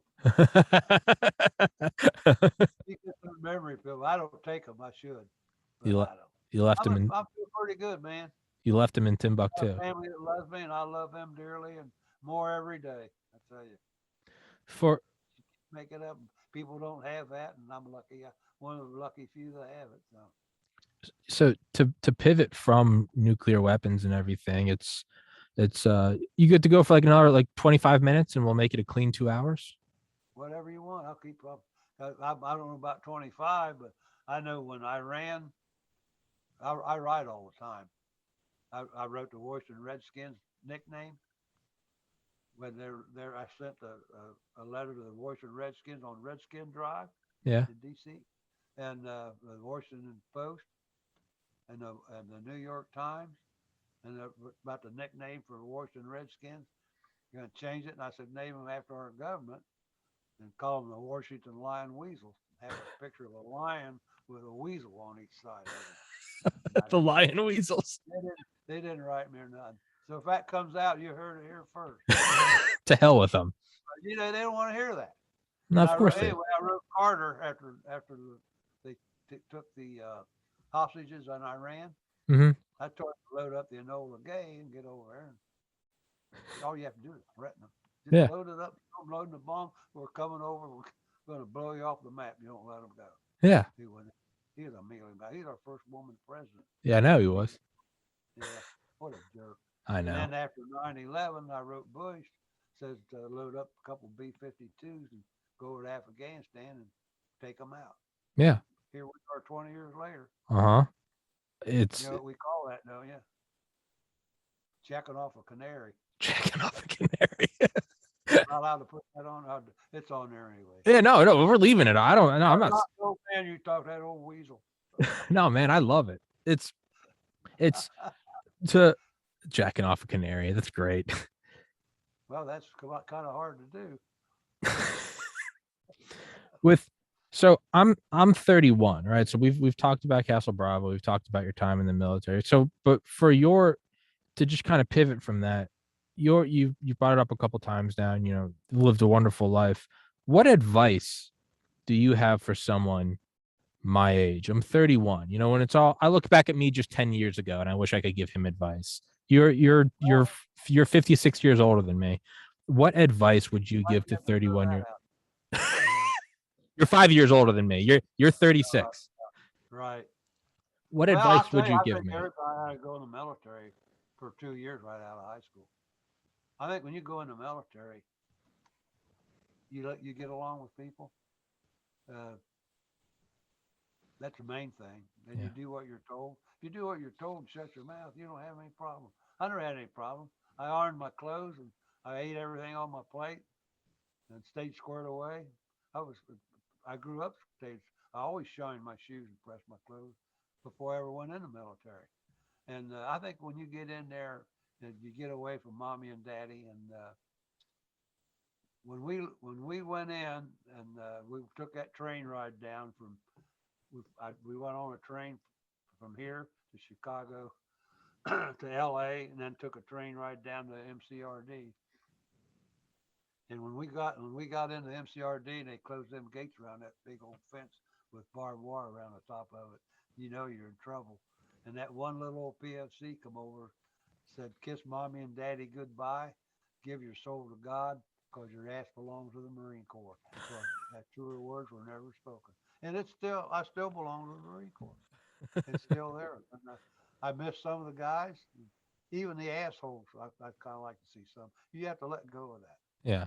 And I think everybody ought to go into the military. Yeah. It straightens you out. It really does. Some of them come back now when I got out, I was pretty bitter, but I never was a mean drunk. My wife tells me that. Whenever I had too much, I just wanted to lay down in the corner and go to sleep someplace. So that was my means. But I slammed them down with some good ones. Yeah. Then her dad lived with us for 11 years, so we had to take care of him, and we both drank then. But they're the little child, and you're the picture. Yeah. But they try to run you. Well, you don't run nobody. You do what we tell you. Yeah. We weren't mean to him or anything. Sure. He wasn't a bad guy, but life passed him by, and we see that happen today. Like this setup you got here. I didn't know how to do that. My son had to do that, but he's a auditor for the state of Michigan, and he does this all the time. Yeah. I don't. Yeah. I take a nap. Taking a nap. How the hell can I learn how to do this? You don't need to. Yeah. I'm busy sleeping. When you say, are there things that you look back and almost, how do I word this? Like illusionary, maybe. Let me think about how. no, hold on, let me think about how to word this. Like a trap, like a booby trap. Do you see things like the pursuit of money or the pursuit of women or the pursuit of fame, things that when you're young you go, I want that, but in the rearview mirror, can you look at it and you go, don't fall for that, find yourself a woman or start a family or, Yeah. respect your parents. What are some things that, like right now I'm 31, right? I want this podcast to grow. I Well, want to I make never respected my parents. I'll tell you why. My mom was a conniver. My dad was married 8 times. He's a real asshole. I never, he'd come around. We almost get in a fist fight, and he ended up dying. He fighting a forest fire in California. He had 8 women, well, 8 wives. Let me rephrase that. yeah. And my mom whined and kowtowed to him, and then she ended up getting married to some other guy who was a good guy. But I think family, you got to have your family, and you take care of them. And I'm a privileged white guy. I worked 2 jobs for 25, 30 years just to pay the bills. That's a privilege. So what? And I never missed. I didn't lay out. I liked what I did. I went to Ohio Mechanics Institute. I got into ammonia refrigeration and high pressure steam, 150-pound steam, 650-degree superheat. Got into that. How many people were into that? Plus ammonia. Now R12 at that time went $1 a pound for refrigerant. 22 was $1.25. Ammonia's 10.25 cents. You got a 3,000-pound refrigeration system. What are you going to use? You're going to use ammonia. Yeah. It's cheaper. Yeah. It does the job better. Yeah. But you have to work on it. And I liked working. I didn't lay out. A lot of guys lay out and go sneak out and go fishing. And they call in sick. Say, where you been? I've been sick. And they got an all day sunburn from laying out on the lake somewhere. They're lying. Yeah. And I didn't miss. Came in on. You get in a routine. I guess I did it in the Marines, and I did it in my private life, and I'd go do the same thing. I wouldn't change it a bit. I'd go in the Marines and do this bullshit again. I think it helps you. No, well, I love. So I was bitter for a long time. I wasn't. I gave away all my Marine stuff when I got out. I had all my brass. I was a sharp son of a bitch. And we were on a drill team. You got like the Tomb of the Unknown Soldier. Yeah. Those guys are sharp. They're precision and they're sharp. And we were like that. And you get like that and stay like that. It's easy to keep it. Once you lose it and go downhill, well, like when you work out, you get sick and don't work out for 2 weeks, you have to go back and start all over. Yep. Almost the same thing with life. Yeah. And I'm glad I married the woman I did, high school sweetheart. And here we are, baby. Be 66 years November the 19th. That's incredible. It's Me and Abe Lincoln. yeah. It's I what you said about routine. I love a routine. In college, I was woke up same time every day, work out, study all day to get into medical school. When my brother died, I stopped doing all routines, and for about 7 years, and I hated it. And really, for the past 2 years, I've been back into it. Wake up at the same time every day. First thing I do is make my bed. I go to the gym. I take a cold shower. I come back. I do a podcast. After the podcast, I do laundry. I make dinner. I love a routine more than anything. You do laundry? I'm a laundry man too, baby. Yeah. Put the color catchers in there and the bleach from the white stuff. And Yeah. separate them, and hell yeah. I- When they all come here to visit us, when we went to Gettysburg, I spoke at the War Museum on what we're kicking around now. And 2 weeks after that was when that great grandson died, and we had to go back to Gettysburg. Boy, that's a quick turnaround. Yeah. For when you're old. Yeah. And you get out and we stop at all the little rest stops along the way. So when we come back from that, and then that was on a Sunday, and then Thursday, my one granddaughter came in with her 4 kids, and another couple that helps her stayed at our house, and we're just now getting straightened out. They wore us out. Yeah. Because you do laundry, and you change the beds, because you got to get them public hairs off there for the next sheet, the next person coming Yeah. in. Yeah. They don't want to sleep on shit stained sheets. Yeah. So we do that. But I do laundry. Yeah. So no wonder we hit it off, huh? Yeah, exactly. Right. No, Laundry engineer. yeah. I love it. I think there's like a mental piece to it. I love folding my clothes. I love hanging them up. Yep. To me, there's a certain mental, and I've stopped, I guess, trying to go for the big things. Let's go get crazy. Let's go have a night out and get drunk. I found that I still enjoy some drinks, but I found that I really like I love every Sunday I clean my kitchen and my bathroom. I love putting the dishes away. I love doing this podcast, and after this I'm going to go take a shower. I call my mom, I make dinner, I listen to some audiobooks. I love going to bed at the same time. I love making my bed in the morning. I love walking to the gym. After the gym I check the mailbox. After the mailbox come in, cold shower before I can think about it. Finish cold shower, get dressed, and and then I meditate. I meditate for about 20 minutes, and then I do the podcast. I love, and to anyone else it looks so boring, I love it so much. Yep, I'm the same way. But now I want to ask you something. Sure. We're similar that way with laundry and all this. Tell me you like Frank Sinatra. I do love Frank Sinatra. Fly me to the moon. I sing all of them. When we used to I used to drive Cadillacs when we went to Florida because they give you a good ride.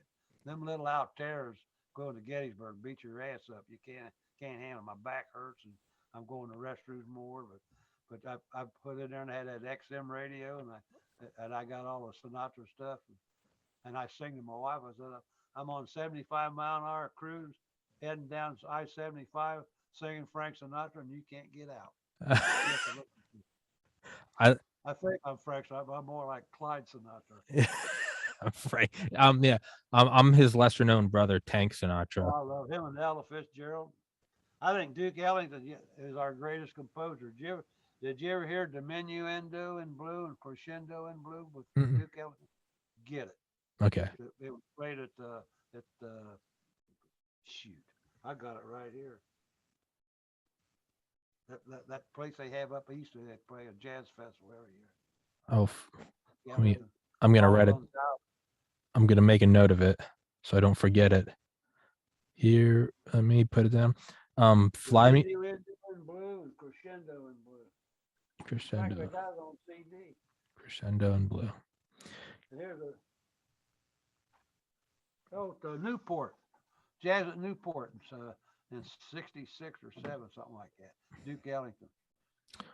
Get that. Boy, you'll love that. I just made a note of it. I remember seeing Louis Armstrong up at Miami University. Boy, does he put on a show. He's Really? so great. And you ever listen to Tuba Skinny get on the Google? Mm-mm. Get on Google. Get Tuba Skinny. They play Dixieland like Louis. And they got a song called Dustin the Fret, F-R-E-T. And you'll see some good-looking dancers. There's a slinky gal in there in a pink outfit that dances, and you'll fall in love with her. Dust in the Fret by Tuba I Skinny. drew all over my TV when I see her. Don't let your wife hear you. They'll You smack ever you. hear Lottie Va play the boogie woogie? You ever hear Lottie Va? The reason I found out all this stuff when we had the COVID and shut down everything, I got so sick of Leave It to Beaver reruns and Perry Mason. So I got on the computer and I just started hitting through there and I saw this 8 to the Bar by Lottie Va from Switzerland, I think.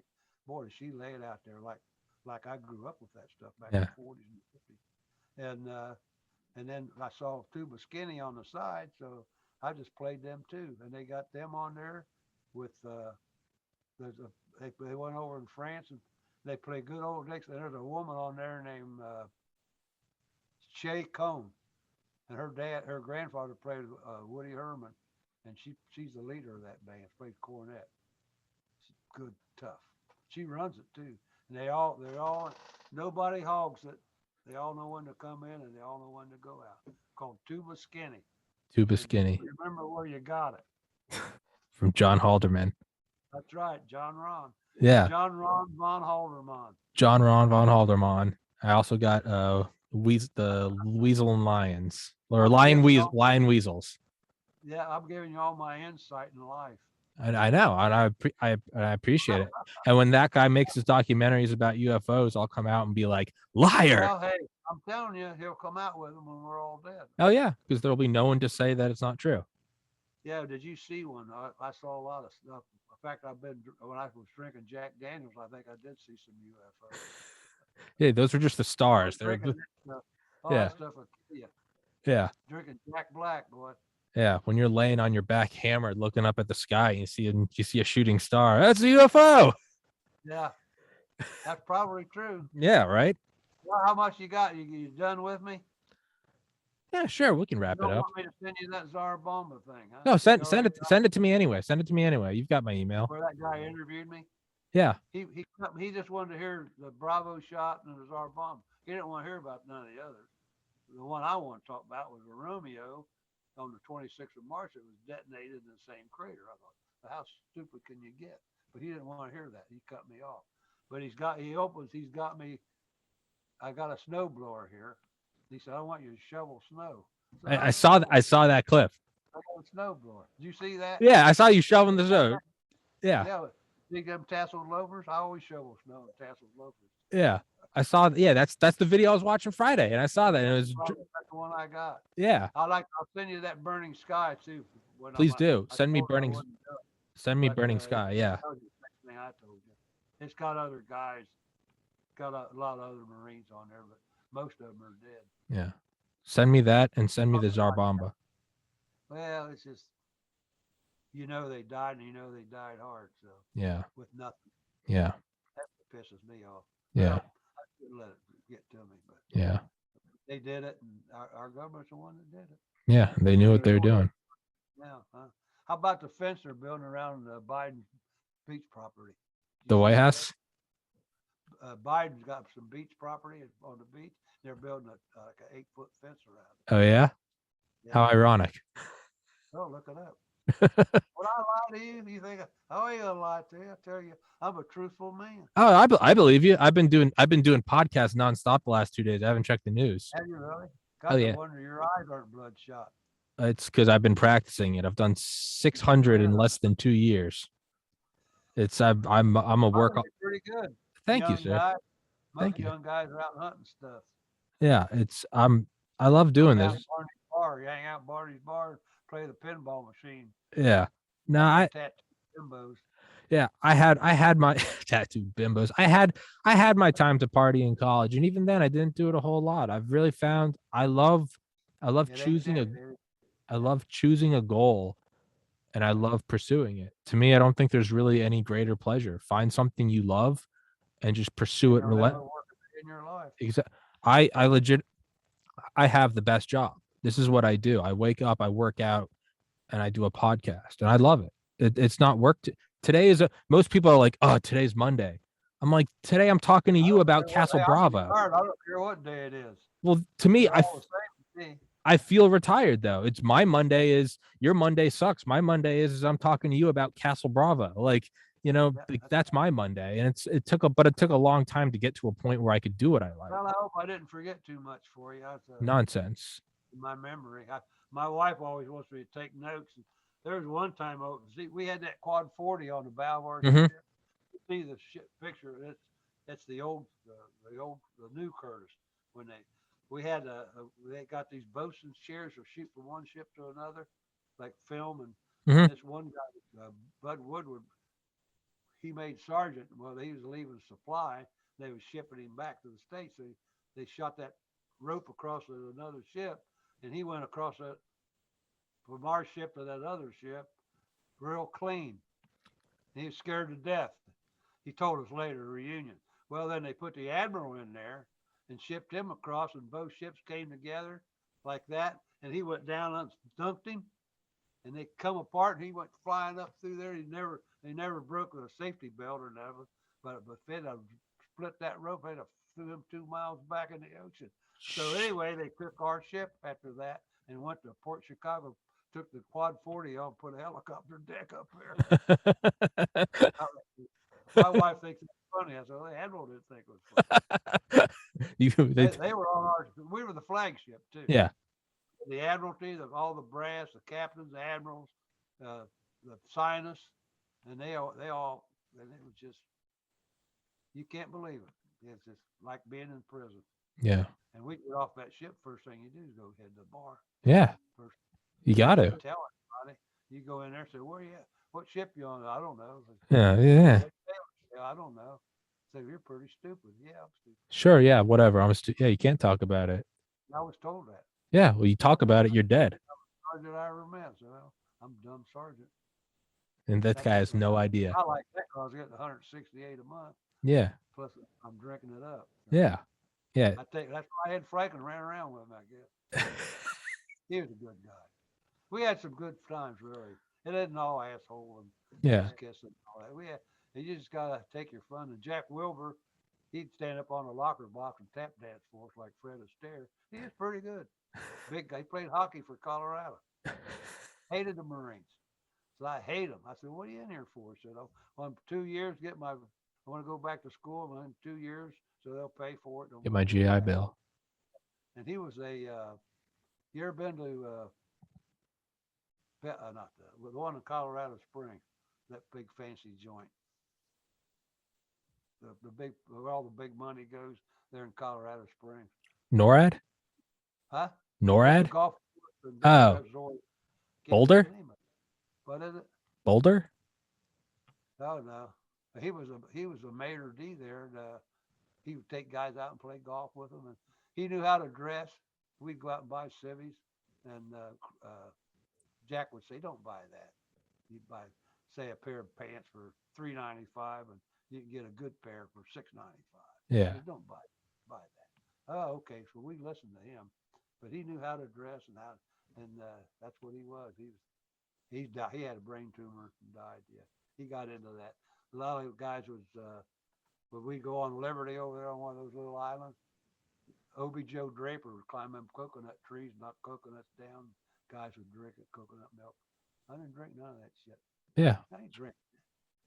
You're the only one that ain't drinking it. That's right. Yeah. Radioactive. Sure is. A lot of them had throat cancer, kidney problems. Jeez. Some of their children and grandchildren had birth defects. They asked me when I found me, so how's your kid? I said, fine. I said, they have any problem? I said, no. So they're all healthy, and boy, am I thankful for that. You got to look at that. Yeah. Not think of for not drinking coconut milk and going swimming. Yeah. Yeah. I just the only thing I did different. I didn't because Yeah. I was right there with them. I went below deck when they said to. Yeah. I didn't stay up and gawk at it. You going below? Am I allowed? Yes, sir. I'm down there. Going below. Yeah. And Dean Timmy and Paul McCaffrey couldn't stand the smell, and they would sneak out. And Tim said, "You gonna shoot me?" Because we had orders to shoot him. He said, "You gonna shoot me?" I said, "Hell no, I'm not gonna shoot you." So if I got to get out of here, I can't stand it. I say, I need fresh air. They're up there, they sleep in them lifeboats, breathing that fresh air. We had his whole side of his face had to have plastic surgery later, which I found out 40 some years later. I went to see him in Champaign, Urbana. He was real. He looked like Pelosi. He looked like plastic face Pelosi. You know she's in a James Bond movie? She was? Yeah, Goldfinger. She was Pelosi galore. Jesus Christ. Where the hell are you from? Another planet? It's if we if we can wrap back real quick though, when you said orders to shoot if they went above, you mean you guys were told to go below deck? Yeah. Why would they have orders to, They secured us, and after that blast, and that oh, wave hit us, and we stopped. We weren't going to sink. Rivets were popping and creaking, and I thought the ship was going to break apart because that was an old ship. yeah. That was bombed at Pearl Harbor in 1941. The Curtis was. That bomb went through the fantail where we were standing, Jeez. and it was an old ship. So this is 1954, and it was always in the atomic test over there from what 46 and 7 to Mm-hmm. 58 or 9, I think. And then they finally had to scuttle it because it's so radioactive. They they either remelt it down or whatever. They scuttled it. I know that. But we were on that radioactive baby. I used to Gee. have parties here at my house with this is all open. I got a bar here, and I had a pool table here, but I got rid of because I was putting on. I was folding my laundry and lay on the pool. And I'd tell them women that I glowed in the dark, and I'd take them back in the cupboard. And I had a Holy Bull shirt, a racehorse was I was in the racing, and he had a halo that glowed in the dark. Holy Bull was his horse look. And I'd take him back there and close the door, and that would glow. Show your He was in ghost. They thinking I pulled something else that glowed in the dark. Like I told my wife, I said, don't worry about that jumping out. That shit don't work. On that note, Mr. Halderman, let's wrap Anytime, baby. let's wrap this one up. I would love to have you on again sometime and shoot the shit. That was fun as hell. Sure. Well, I'll see if I can't dream up more bullshit for you. Man, I'm here to listen. See, I'll dazzle you with my trivial ad libs and incoherent babble. I'm 31 and I babble incoherently every day. I just call it a podcast. Hey, man, I love it. I love your stories. I think they're fascinating. Well, thanks for listening to me. No, thank you very much for giving. My wife, she runs away screaming when I start. Well, I haven't heard him, so I appreciate him. I haven't heard him, and no one, everyone listening to this podcast just got to hear him for the first time. Oh, so don't forget that $2 one. That's pretty good. I love that one. I'm going to use that on my own now. Especially with a lawyer from Yale. Yeah, I'll start. I'll start. Anyway. I'll quote you in the future as I'll be like, as the great philosopher John Ron Halderman said. Oh God, philosopher. Well, thank you very much. Nice to meet you. You too, sir. Thank you for your service. Thank you for everything you've done for our country. No more, my son. Yes, and thank you so much for coming on here. I will text your son, and we will do another podcast sometime. Thank you so much, sir. Okay. God bless. God bless America. Stay safe, everyone.